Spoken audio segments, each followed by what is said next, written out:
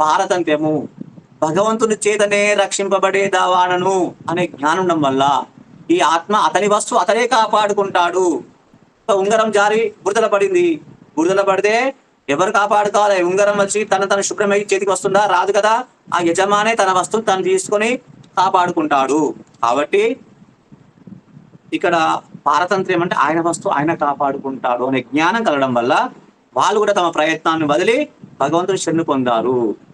దీనికి ఉదాహరణ మన సీతమ్మని చూసినట్టయితే ఆమె ఒక చాలా ప్రమాద పరిస్థితిలో ఉంది. అక్కడ ఒక ప్రమాద పరిస్థితిలో ఉండడం వల్ల తనకు శక్తి ఉన్నది, రక్షించుకునే శక్తి ఉంది. ఎలా తెలుసండి మనకు రక్షించుకునే శక్తి ఉందంటే?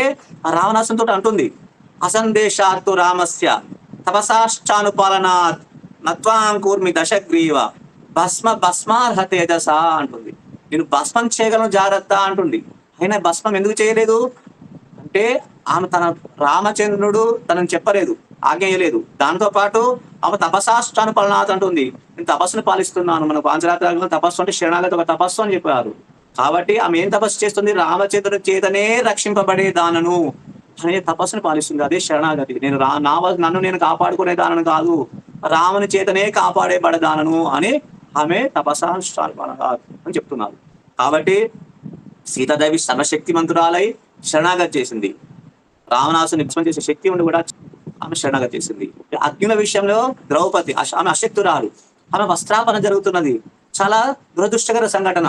అయినా కానీ ఏం చేసింది ద్రౌపది? శంఖ చక్ర గదాపానే ద్వారకా నిలయాచుత గోవింద పుండరీకాక్ష రక్షమాం శరణాగతం అని శరణాగతి చేసింది.